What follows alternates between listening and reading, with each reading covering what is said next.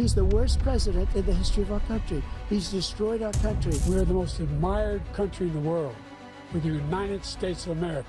The only person on this stage is a convicted felon is the man I'm looking at right now. This man is a criminal. This man, you're lucky.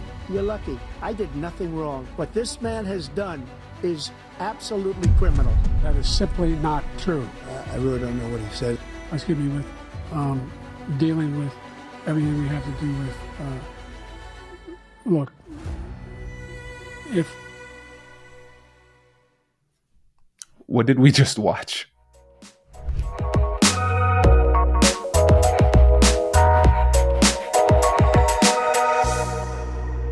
Hello, my friends, and welcome to another Style over Substance debate analysis. My name is Kwame Christian. I'm the founder and CEO of the American Negotiation Institute and the host of the #1 negotiation podcast in the world, Negotiate Anything. And in this video, we are going to break down the persuasive techniques that were utilized by President Joe Biden and former President Donald Trump. And we are doing this for three main reasons. First of all, #1, I want to make sure that you all have some really powerful persuasive techniques that you can utilize in your personal and professional lives. We want to help you to make difficult conversations easier so you can have a better career and a better life. The second thing is, I want you to be able to identify some of these persuasive techniques so you can recognize the persuasive techniques that people are using on you so you can protect yourself from inappropriate persuasion. And lastly, these things are really fun. Our debate analysis was the most popular video on our channel last year, so we want to bring it back when we can. And I really want to emphasize this. I think we did a good job of it last year, and I'm going to try to do it again this year. This is a nonpartisan, apolitical breakdown. This is completely based in skills, not in politics. So as much as possible, I want to keep this straight down the middle so you can leave with tools and tactics while having a little fun in the process. And let's keep the conversation going in the comments. Who do you think won? Who did better? Who did worse? What did you think? And also note, I'm not fact checking. We don't have any interest in doing that. We are just going to focus on the skills. I want to make that quick note. But yes, give us a thumbs up, subscribe, and let's get into the video. All right, so our first takeaway is actually quite ironic because style over substance itself is the takeaway. That's what we've always called these debate analyses because we don't want to be partisan. And we felt like if we started to dig into the content and maybe fact checking people, then it started to feel a little bit too political and not skills based. We want to stay skills based as much as we can. But really, the reality here is that the core takeaway is that style often matters more than substance. So let's take away veracity. Let's take away the substance of what people are saying. If you just look at that debate, and you can look at it without paying attention to what is actually being said, but you just pay attention to the tone, the energy, the body language. The optics were not good. It was a very lopsided performance. I don't think there's anybody who disagrees with that point. You could come to that conclusion within the first 3 minutes of the debate. So what does this mean for you, practically speaking? So if you find yourself in a difficult conversation or a negotiation, you have to remember that sometimes the way that you deliver your message is more important than the message itself. We all know the saying, don't judge a book by its cover. And the reason that saying exists is because we know that humans naturally will judge books by their cover, right? We have to recognize that. We have to understand that. We have to accept that. So what is the cover of the book that is us that we're bringing to these conversations? We have to think about appearance. We understand bias is real, and there are going to be biases for different people for different reasons. There are biases for people who are more attractive, for people who are taller, age, race, gender. All of these things will have an impact. Now, I want you to be authentic. I don't want you to feel like you need to try to compromise or change any parts of your identity in order to comport with what somebody else feels like you should be. But what I am saying is that you should figure out those things about yourself that are within your control and then do your best to manage that effectively. So let me give an example. I'm just focusing on two main things here, appearance and energy. Because the simple act of taking the time to put yourself together and look as good as you possibly can will help you to be more persuasive. So here are some rules that I like to follow. First thing, you need to understand your audience. We always say know your audience, but now I want to focus on the dress code. What is your audience wearing? How do they typically carry themselves in this space?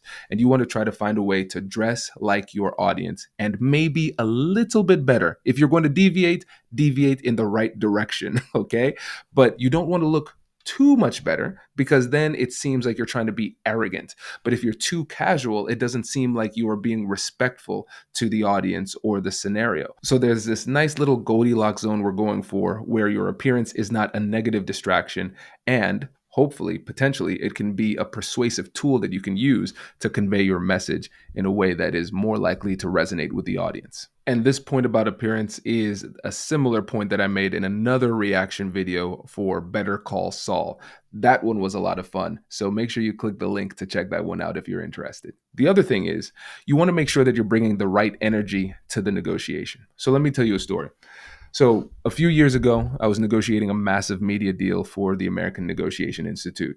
It would have been the biggest media deal in the history of the company. So that was really exciting. But I am a family man first. So I have an 8-year-old and a 3-year-old. The 3-year-old was probably 1 at the time, and it was a rough night. He was not sleeping very well. And I was sitting there at like 3 a.m., wide awake, unhappy, saying, my God, I have this negotiation in just a few hours. I will not be at my best. So you know what I did? I knew I had time. And so I sent them an email right there at 3 a.m. And I said, hey, listen, I'm really excited to have this conversation with you, but I want to be a little bit transparent and vulnerable in this moment and say, I am up right now with my son and it has been a rough night and I will not be at my best tomorrow. So do you mind if we reschedule, push it back so we can get this deal done? And they said, yeah. And we got the deal done. It was fine. And now, of course, I had a good relationship with them and I had a little bit of leverage, so I didn't feel as pressed. It wasn't me putting myself in a bad position and it didn't reflect poorly on me. But by pushing it back, I was able to get a good night's sleep and bring the right energy to that difficult conversation. And so energy, appearance, and the style that you bring to these conversations, those really matter. The way that you present yourself, that really matters. And as you can see here on the biggest of stages, this debate was lost in the first 3 minutes because of style, not substance. All right, let's run the next clip, and I want you to try to guess the persuasion technique that's being used. How many billions of dollars do you owe in civil penalties for molesting a woman in public, for doing a whole range of things, of having sex with a porn star on the night while your wife was pregnant? Every single thing he said is a lie. Every single one. Now, what we're seeing in this clip is what I'm strategically calling character assassination. And I wanted to point this one out because it gives us an opportunity to talk about classic rhetoric. I'm talking back in the day with Aristotle, who introduced the persuasive triad, which is ethos, logos, and pathos. So let's break this down because you probably don't speak Greek, okay? Pathos, this is persuading using passion or emotion. Logos, this is persuasion using logic or data. Now, ethos is often misunderstood because usually when people say ethos, they say ethics. And yes, ethics can be part of ethos. So while it does incorporate ethics, a more accurate translation is character. And your personal ethics are going to be parts of your character. So in this clip, President Biden is questioning former President Trump's character. And so this tactic is effective not only because it challenges Donald Trump's character as it relates to electability, but it also undermines everything that he says. Because again, your character itself is persuasive. And if somebody diminishes it in the eyes of others, it weakens the impact of everything you say subsequently.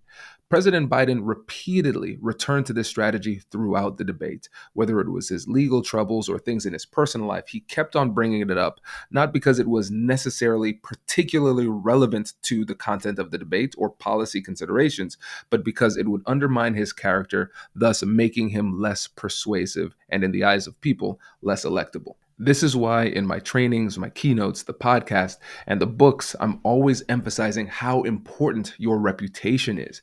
You must be a person who is worthy of trust. Trust is earned in drips, but it is lost in buckets. You can do everything right, but lose it all with just one misstep. So this is critically important. Now, let me take this point one step further. If your reputation and perceived character are extremely negative, it could potentially render your negotiation and persuasion techniques completely ineffective.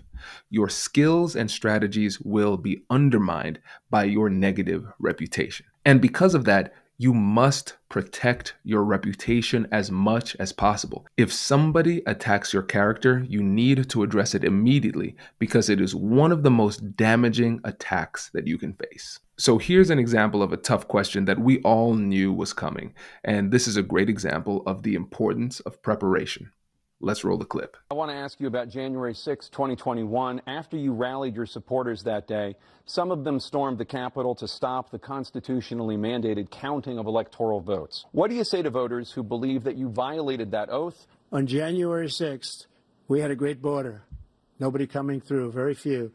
On January 6th, we were energy independent. On January 6th, we had the lowest taxes ever. Again, this is a style over substance debate analysis, so I'm not going to analyze the veracity of what was said. I want to analyze the style of what was said. How did they say it? Why did it work? This question was very potentially damaging, and former President Trump answered it very confidently.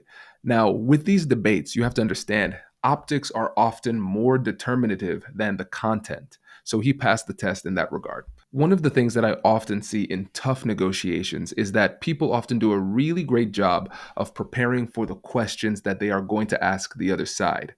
Great negotiators ask great questions.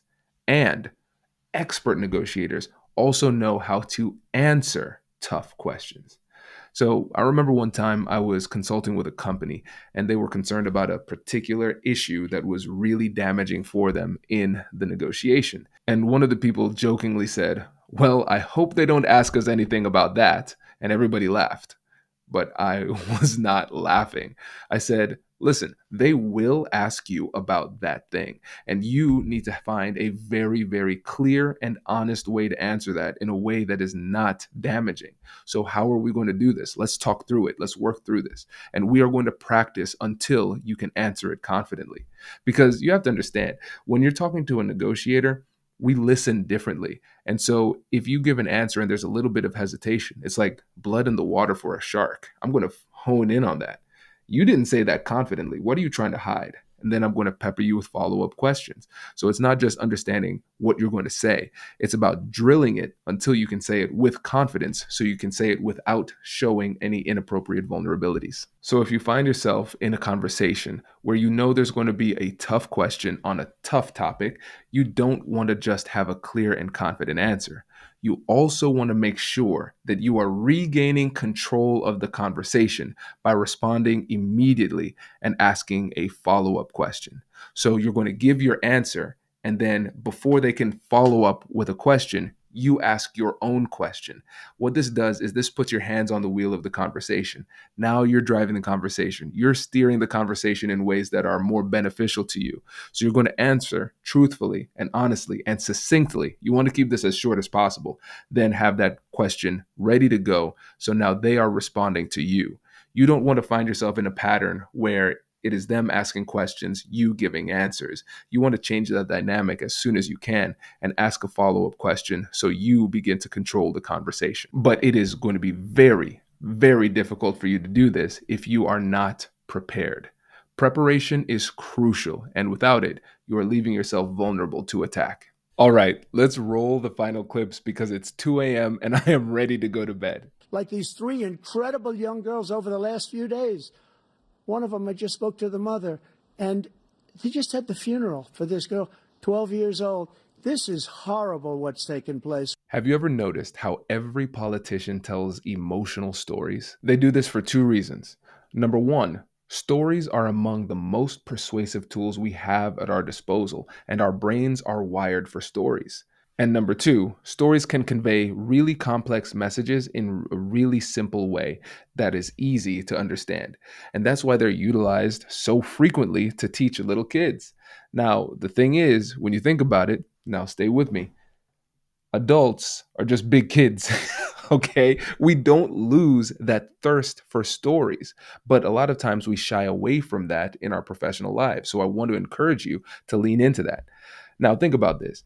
Parents, when we're teaching kids using stories, we could convey those same stories using data, statistics, and spreadsheets, but we know that it would be ineffective and the kids would not pay attention. The same is true with adults. So lean into storytelling in your message.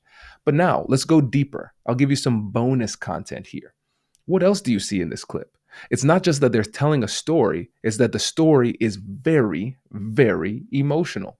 So let's bring this back to Aristotle's three keys to persuasion: ethos, logos, and pathos. This is pathos. And right here, we're focusing on passion and emotion. And in my opinion, passion and emotion are the most persuasive tools we have. But in the professional world, again, we often rely too heavily on data and logic, and we feel like character and emotion might cheapen our expertise. I got all these degrees and did all this research, and you want me to sit here and tell a story? I am better than that. No, please, if you want to be persuasive, lean into telling stories and don't be afraid to share some emotion. In my role at the American Negotiation Institute, I've been fortunate enough to work with some of the world's most recognizable brands.